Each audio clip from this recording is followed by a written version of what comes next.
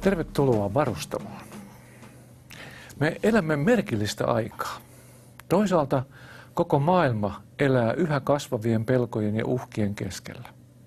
Ja toisaalta ihmiset samanaikaisesti uskovat itsepintaisesti siihen, että kaikki on menossa parempaan suuntaan.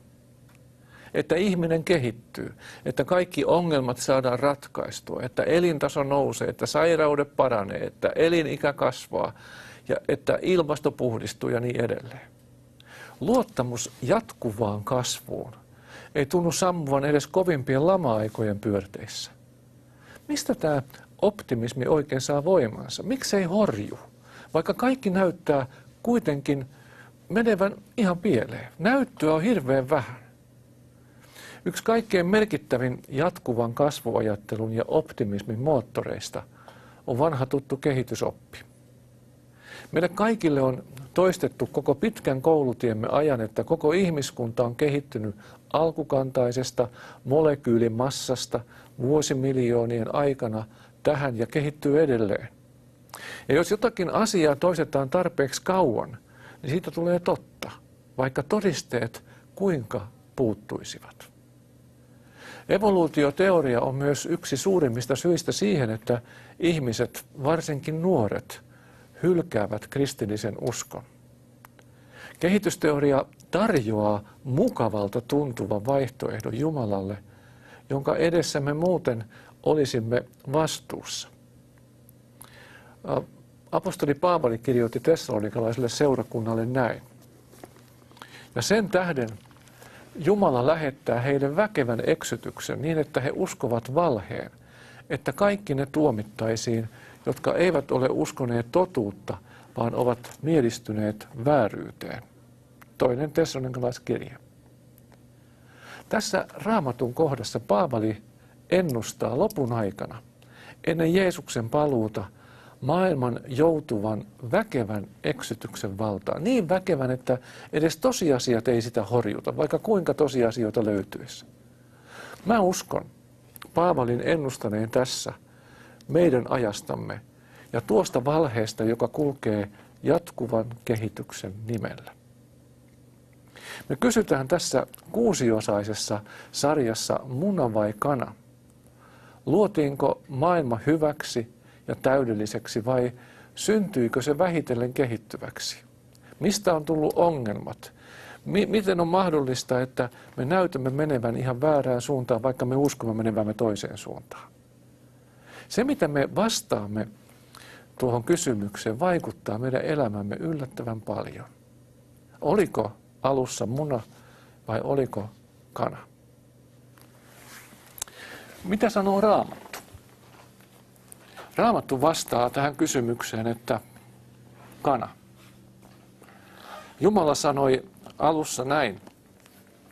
Kasvakoon maa vihantaa ruohoa, jotka tekevät siementä ja hedelmäpuita, jotka lajiensa mukaan kantavat maan päällä hedelmää, jossa niiden siemen on. Ja tapahtui niin. Ja toinen paikka, Jumala loi suuret merieläimet ja kaikkinaiset liikkuvat, vesissä vilisevät, elävät olennot kunkin lajinsa mukaan.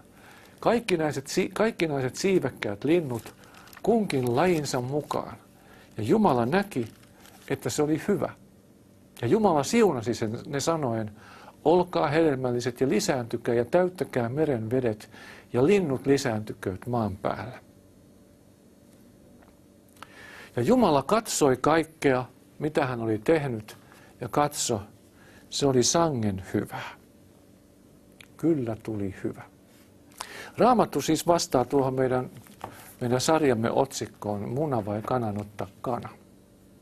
Jumala loi kaiken sanallaan. Hän sanoi ja tapahtui niin. Hän loi kaiken täydelliseksi, ei alkukantaiseksi tai sangen kehittyväksi. Hän loi täysikasvuiset eläimet, täysikasvuiset kasvit, täysikasvuisen ihmisen. Ja kaiken luotuaan hän sanoi, hän totesi tyytyväisenä, että kyllä tuli hyvä. Se oli sangen hyvä. Raamatun ensimmäisessä luvussa Jumala sanoi kaikkiaan 7 kertaa, siis Raamatun ensimmäisessä luvussa. Hän sanoi kaikkiaan 7 kertaa, että se oli sangen hyvä. Kyllä tuli hyvä. En usko, että sekään, kuten mikään muukaan Raamatussa, on sattumaa. 7 on Raamatussa Jumalan täydellisyyden luku. Ja kun hän sanoo 7 kertaa, että avot, kyllä tuli hyvä, niin se viittaa siihen, että luomakunta oli Jumalan käden jäljiltä täydellinen. Ei kehittyvä, ei keskeneräinen, vaan niin hyvä kuin ikinä saattoi olla.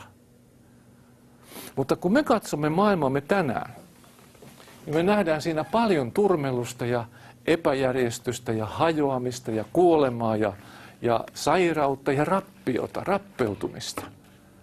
Miten Jumalan täydelliseksi luomasta maailmasta on saattanut tulla tämmöinen? Miten ihmeessä? Onhan se edelleenkin kaunis, onhan se edelleenkin käsittämättömän upeasti suunniteltu, mutta jotakin on mennyt pahasti pieleen jossakin vaiheessa. Nyt Raamattu antaa selitykseksi ajassa ja paikassa tapahtuneen syntiin lankeemuksen. Jumalan yhteyteen luotujen ensimmäisten ihmisten tottelemattomuuden tähden kuolema alkoi hallita paitsi ihmiskuntaa, niin myös koko luomakuntaa. Raamattu sanoo näin, ja maa turmeltui Jumalan edessä, ja maa tuli täyteen väkivaltaa. 1. Mooseksen kirja 6. luku. Ja edelleen, kun Lemek oli 180 vuoden vanha, syntyi hänelle poika, ja hän antoi hänelle nimen Nooa, sanoen, tämä lohduttaa meitä työssämme ja kättemme vaivoissa viljellessämme maata, jonka Herra on kironnut. Eli ei ainoastaan ihmiskunta, vaan koko tämä planeetta kärsi syntiinlankeemuksen kirouksesta. Raamatun mukaan syntiinlankeemuksen seuraukset näkyvät paitsi ihmiskunnassa, myös muualla luomakunnassa. Apostoli Paavali kirjoitti roomalaiskirjeessä siitä näin. Sillä minä päätän, että tämän nykyisen ajan kärsimykset eivät ole verrattavat siihen kirkkauteen, joka on ilmestyvä meihin. Sillä luomakunnan harras ikävöitseminen odottaa Jumalan lasten ilmestymistä. Sillä luomakunta on alistettu katoavaisuuden alle, ei omasta tahdostaan, vaan alistajan, kuitenkin toivon varaan. Koska itse luomakuntakin on tuleva vapautetuksi turmeluksen orjuudesta Jumalan lasten kirkkauden vapauteen. Sillä me tiedämme, että koko luomakunta yhdessä huokaa ja on synnytystuskissa hamaan tähän asti. Eikä ainoastaan se, vaan myös me, joilla on hengen esikoislahja, mekin huokamme sisimmässämme odottaen lapseksi ottamista, meidän ruumiimme lunastusta. Roomalaiskirje 8. luku. Eli Paavali puhuu turmeluksen orjuudesta. Tämä turmelus näkyy kaikkialla kuolemana, kärsimyksenä, epäjärjestyksenä, väsymyksenä, rapistumisena ja niin edelleen. Mutta kerran tuo turmelus päättyy. Kerran luodaan uudet taivaat ja uudet maat. Ja silloin Jumalan täydellisyys on jälleen nähtävissä hänen uudessa luomakunnassaan. On tietysti paljon semmoista, mitä me emme pysty selittämään. Miten lankeemus saattoi vaikuttaa Jumalan luomiin lainalaisuuksiin? Mikä rooli kuolemalla oli ennen lankeemusta? Tai miten ja mihin ihminen ja eläimet olisivat kuolleet vai olisivatko kuolleet lainkaan, jos ei olisi ollut syntiin lankeemusta? Olisivatko vain muuttuneet? Joka tapauksessa Raamatun selvä ja selkeä ilmoitus on, että tämä maailma on turmeluksen kourissa ja se tekee kuolemaa. Monella tavalla, monella tasolla. Me elämme Raamatun mukaan lopun aikaa ja me näemme siihen liittyvän kehityksen murentavan kovalla nopeudella elinolosuhteita maan päällä. Elintila katoaa, puhdas ilma katoaa, turvallisuus katoaa, elintaso katoaa, rauha ja ilo katoaa, maa järkkyy ja ilmasto riahantuu ja niin edelleen. Mitä pitemmälle me menemme, sitä suuremmaksi tämän planeetan kivut näyttävät käyvän. Yksi hyvin konkreettinen esimerkki siitä, että maailma luotiin hyväksi, eikä vajavaiseksi ja sangen kehittyväksi, on ihmisen ikä. Jokin pilasi hyvän alun. Sillä Raamattu sanoo näin. Ensimmäinen Mooseksen kirja 5. luku, jae 5. Niin oli Aadamin koko elinikä 930 vuotta, ja sitten hän kuoli. Ja edelleen niin oli Metusalahin koko elinaika 969 vuotta, ja sitten hän kuoli. 1 Mooses 5:27. Ja edelleen Herra sanoi, minä en anna elämäni hengen asua ihmisessä miten kauan tahansa. Ihminen on lihaa ja heikko ja katoavainen. Olkoon siis hänen elinikänsä enintään 120 vuotta. 1 Mooses 6:3. Kun seuraa Raamatun ikäluetteloa, niin huomio kiinnittyy erityisesti muutamaan asiaan. Ensinnäkin näyttää siltä, että ihmisen elinikä oli tarkoitettu koko lailla 1000 vuoden mittaiseksi. Ensimmäinen ihminen eli 930-vuotiaaksi ja kaikkein vanhin 969-vuotiaaksi. Aikamoisia elinikiä. Eli ensimmäisten ihmisten ikä oli jotakin ihan muuta kuin nykyään. Toinen seikka on tuon iän hyvin vähäinen putoaminen. Jos seuraamme Raamatun ikäjaottelua, niin vedenpaisumus tuli 1652, suurin piirtein 1652 jälkeen luomisen. Ja tuona aikana, noiden 1600 rapiat vuoden aikana, ihmisen elinikä laski hyvin vähän.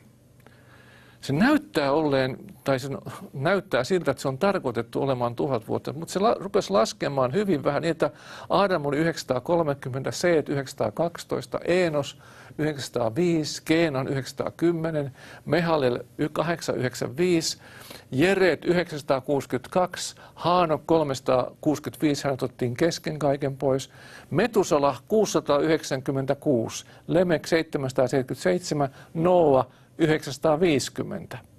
Eli se oli tasasta 1600, reilun 1600 vuoden ajan, melko tasasta. Se ei ollut enää täydet, mutta tippunut jonkun verran. Ilmeisesti syntiinlankemuksen seurauksena.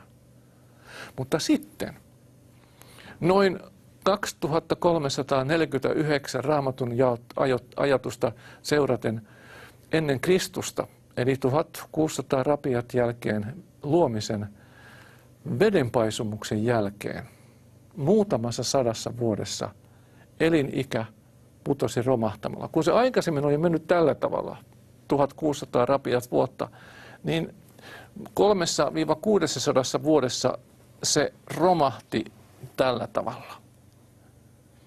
Arpaksat, eli 483, Seelah 433, Eber 464, Pelek 239, Regu 239, Serug 230, Naahor 148, Teerah 205, Iisak 180, Jaakob 147, Leevi 137, Mooses 120 ja Joosua 110. Ja mielenkiintoinen. Aluksi mentiin aika tasaisesti ja yhtäkkiä se elinikä on alkanut romahtaa. Mikä on vastaus? Ihmisen vanhenemisen aiheuttaa ylipäätänsä tänäkin päivänä suurimmaksi osaksi avaruudesta ja lähinnä auringosta tuleva säteily. Monenlainen säteily. Kun maapalloa Raamatun mukaan ympäröinyt vesikehä tai vesihöyryvaippa tuli vedenpaisumuksessa alas, poistui ihmiskunnalta vanhenemista estävä suoja. Jumala oli alun perin tarkoittanut ihmisen elämään ainakin sen 1000 vuotta, niin voi päätellä. Mutta yhtäkkiä ihminen alkoi rappeutua geneettisesti taivalta tulevan säteilyn seurauksena. Vanheta aikaisemmin ja kuolla ennen aikojaan. Ja vaikka tuo rappeutuminen tuossa vaiheessa Raamatun mukaan rajoitettiin 120 vuoteen, niin harvat elävät nykyäänkään niin kauan. Itse asiassa muualla Raamatussa sanotaan, että ihmisen elikä on 70–80 vuotta. Eli se rappeutuminen jatkui senkin jälkeen, kun se oli tippunut vedenpaisumuksen jälkeen romahdusmaisesti. Ja se jatkuu yhä. Eli Raamattu vastaa tähän kysymykseen muna vai kana. Ehdottomasti ihminen luotiin täysikasvuiseksi, täydelliseksi, hyväksi. Ja siitä on lähtenyt sitten rappeutuminen. Aluksi hieman syntiinlankemuksen takia ja sitten taivaalta tulevan säteilyn seurauksena, kun ei enää ollut suojaa. Me puhutaan myöhemmin tässä sarjassa lääkäri Pekka Reinikaisen kanssa enemmän tästä vedenpaisumuksesta. Sangen mielenkiintoinen aihe. Mutta mitä sanoo tiede? Jos Raamattu kerran sanoo, että kana, niin tiede vastaa, että muna. Lainausmerkeissä tiede on olemassa semmoisiakin tiedemiehiä, jotka on sitä mieltä, että ilman muuta kana. Mutta niin sanottu evolutionistinen tiedemaailma vastaa ilmekkään värähtämättä, että ihminen syntyi, ensinnäkään ihmistä ei luotu, vaan hän syntyi varsin alkeelliseksi, mutta kehittyi. Raamatussa ymmärtääkseni ennustetaan nykyään vallalla oleva tieteellinen näkemys. Pietari kirjoittaa nimittäin viimeisten aikojen ihmisistä näin. Sillä tietensä he eivät ole tietävinään, että taivaat ja samoin maa, vedestä ja veden kautta rakennettu, olivat ikivanhastaan olemassa Jumalan sanan voimasta. Länsimaista tieteen tekemistä hallitsee nykyään suurelta osin evolutionistinen uskomusfilosofia, joka mielestäni ennustetaan myös tässä kohdassa Raamatussa. Suurin osa luonnontieteilijöistä ovat nykyään omaksuneet Charles Darwinin käsityksen kaiken elollisen kehittymisestä, alkuaineista, mutaatioiden ja luonnonvalinnan kautta vuosimiljardien aikana. Niin, että koko elämä maailmankaikkeudessa olisi 13,8 miljardia vuotta vanhaa. Eräs näistä tiedemiehistä, amerikkalainen geneetikko John C. Sanford, teki elämän uransa Cornellin yliopistossa Yhdysvalloissa kasvitieteen professorina, ja hän tutki muun muassa kasvien genetiikkaa paremman tuottavuuden saavuttamiseksi. Noin 15 vuotta sitten, suurin piirtein vuoden 2000 tienoilla, vähän sitä ennen ja sen jälkeen, hän itse joutui kriisiin. Kuten hän sanoi, hän joutui kriisiin evoluution perusväittämän, perusaksioman suhteen. Ja tuo perusväittämä evoluutiossa kuuluu yksinkertaistettuna näin. Mutaatiot, luonnonvalinta ja aika. Mutaatiot plus luonnonvalinta plus aika on yhtä kuin evoluutio. Me kehitymme, niin ihminen kuin kaikki muukin, mutaatioiden kautta, ja teoria kuuluu, että on paljon positiivisia mutaatioita. Ja luonnonvalinta valitsee niistä sitten yksilöt, jotka on kaikkein elinvoimaisimmat. Ja tämä tapahtuu aikana, ja jos aika ei riitä, niin pannaan lisää aikaa. Nyt Sanford rupesi epäilemään tätä perusaksioomaa. Hän näki työssään, että tämä yhtälö alkoi näyttää yhä mahdottomammalta. Sillä evolutionistit väittävät elämän kehittyvän positiivisten mutaatioiden kautta, mutta Sanfordin mukaan suurin osa kaikista mutaatioista, joita tapahtuu esimerkiksi ihmisen perimässä ja kaikissa muissakin soluissa, ne on negatiivisia eikä positiivisia. Reinikaisen Pekka sanoo, että ne on kaikki negatiivisia. Jotkut on sanonut, että on löydetty 1 tai 2 positiivista mutaatiota, mutta nekin on itse asiassa eräänlaisia virheitä, jotka ei hyödytä suinkaan kaikkia. Ihmisen DNA, joka ohjaa meidän solujamme, se on noin 2 metrin pituinen, kaksisäikeinen, kierteinen nauha, jossa käy hirvittävä sähköinen liikenne, edestakaisin. Siellä ohjataan proteiinien ja entsyymien ja muiden aineiden, muiden meidän elimistömme tarvitsemien aineiden valmistusta. Se on äärimmäisen monimutkainen ja tehokas tietokoneiden verkosto. Ja se on pakattuna joka ikiseen mikroskooppisen pieneen soluumme. Tuo 2-metrinen pätkä. Jos me ajateltaisiin, että me ei tarvitsisi tehdä samalla tavalla, kuvitellaan, että meillä on taskussa 2 metriä DNAta ja aina kun me täytyy kääntyä vasemmalle, me katsotaan, että otetaan se sitkeä tahmea aineen, katsotaan, että mennäänkö oikealle vasemmalle. Selvä, mennään vasemmalle ja sitten me seuraavassa hetkessä otetaan uudestaan se taskusta ja mietitään, että mihin mennään. Nyt DNAn sisällä käy hirvittävä sähköinen liikenne. Siellä mennään ja tullaan ja valitaan entsyymejä ja muodostetaan molekyylejä ja valmistetaan valkuaisaineita ja se kaikki tapahtuu aivan äärimmäisen nopealla vauhdilla. Ja on totta, että siellä tapahtuu virheitä, koska se liikenne on niin pienessä tilassa niin äärimmäisen hurjaa. Nyt säteilyn vaikutuksesta tuossa liikenteessä tapahtuu virheitä. Se on monimutkaista tietojen käsittelyä ja siinä tapahtuu välttämättä virheitä. Ja nuo virheet ovat mutaatioita, joita DNA sitten itse korjaa. Siellä on koneita, jotka korjaa perässä, kun tulee virheitä. Mutta osa noista mutaatioista jää ihmisen soluun. Ja solun jakautuessa siirtyy syntyviin soluihin. Sanford sanoo, että kun ihminen on 15-vuotias, niin hänen soluissaan on syntynyt noin 6000 sellaista mutaatiota, joita hänellä ei ollut, kun hän syntyi. Ja nuo mutaatiot siirtyvät sitten jakaantuviin uusiin soluihin. Ja niinpä 60-vuotiaana, suurin piirtein minun iässäni, soluissa on jo tapahtunut 40 000 mutaatioa, joita ei ollut, kun mä synnyin.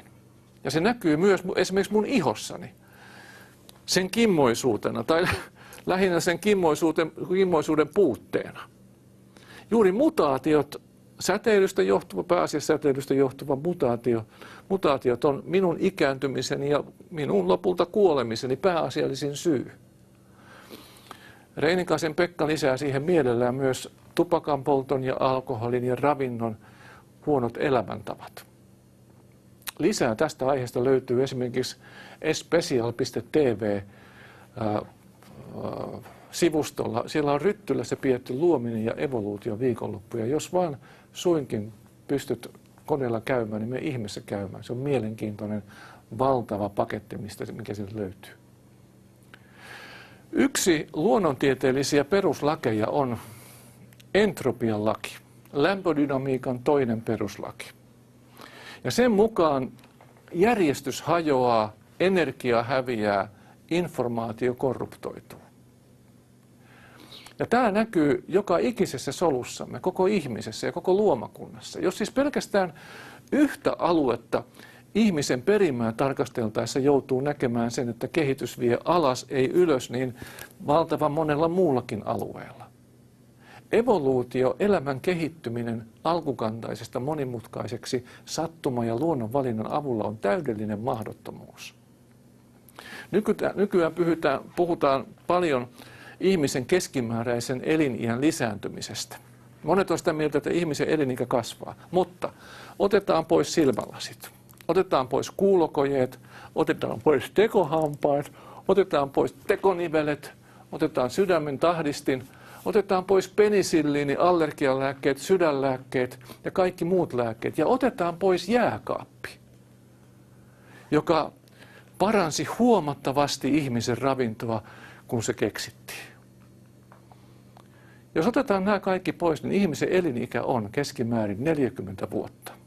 Ja alaspäin mennään kovaa vauhtia. Meidän elinikämme kasvu on pelkkää teknologiaa. Sanfordin mukaan minussa on tapahtunut noin 40 000 mutaatiota, mutta ei onneksi sukusoluissa. Niissä vauhti on pienempi. Mun lapsilla on perimässään keskimäärin vain 100 sellaista pysyvää negatiivista mutaatiota, mitä mulla ei ole. Ja heidän lapsillaan taas 100 lisää.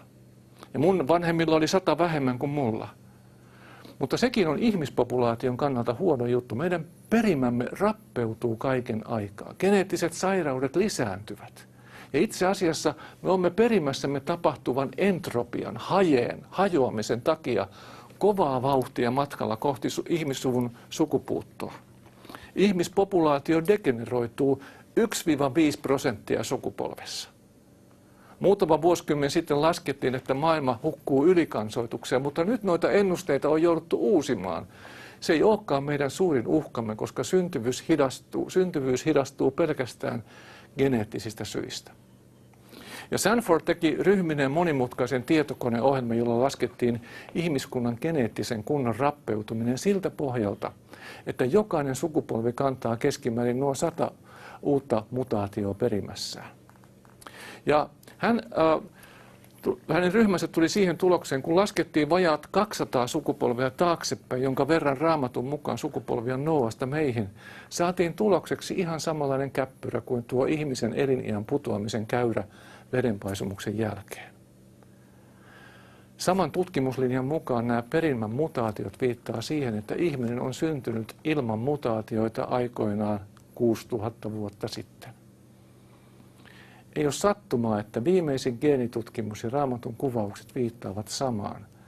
Ihmiskunta on menossa alas, ei ylös. Molemmat vastaavat väistämättä meidän otsikkomme kysymykseen muna vai kana? Notta, kana. Raamattu sanoo näin, sinä Herra olet alussa maan perustanut. Ja taivaat ovat sinun kättesi tekoa. Ne katoavat, mutta sinä pysyt. Ne vanhenevat kaikki niin kuin vaate. Ja niin kuin vaipan sinä ne käärit. Niin kuin vaatteen ja ne muuttuvat. Mutta sinä olet sama, eivätkä sinun vuotesi lopu. Jumala pysyy, me muutumme. Ja jos meillä on turva hänessä, jos meillä on turva Jumalassa, niin me saamme kerran ikuisen kropan, joka ei rappeudu. Me pääsemme Jumalan luokse taivaaseen, jossa ei kukkanen lakastu, eikä ruoho kuivu, eikä mitään entropiaa, hajetta ole olemassa, vaan me tulemme olemaan hänen kanssaan ikuisesti. Ja tämä on ilosanoma, joka meille julistetaan. Jeesus pelastaa meidät Jumalan taivaaseen, jossa ei ole mitään synkkää varjoa ahdistamassa, kuoleman varjoa viemässä meitä kohti tuhoa. Ja tänne Jeesus meitä kutsuu, sinua myös. Rukoillaan yhdessä. Kiitos Jeesus siitä, että me saamme laittaa turvamme sinuun. Kun me näemme kaiken rappeutumisen itsessämme ja maailmassa ympärillämme, niin kiitos Jeesus, että meillä on sinussa toivo ikuisesta elämästä. Ja Herra, kiitos, että sinun luottaen me pääsemme taivaaseen. Ja Herra, mä rukoilen, että jokainen, joka tässä on kuulolla, laittaisi turvansa sinuun, eikä alati vaihtuvaan tieteeseen tai sellaisiin ideoihin, jotka yksinkertaisesti pidä paikkaansa. Isä Jeesuksen nimessä tätä rukoilen. Amen. Mukava olit kuulolla. Me jatketaan jälleen tästä samasta aiheesta muna vai kana 2 viikon kuluttua. Ja silloin on mukana lääkäri Pekka Reinikainen. Tavataan silloin. Moi moi.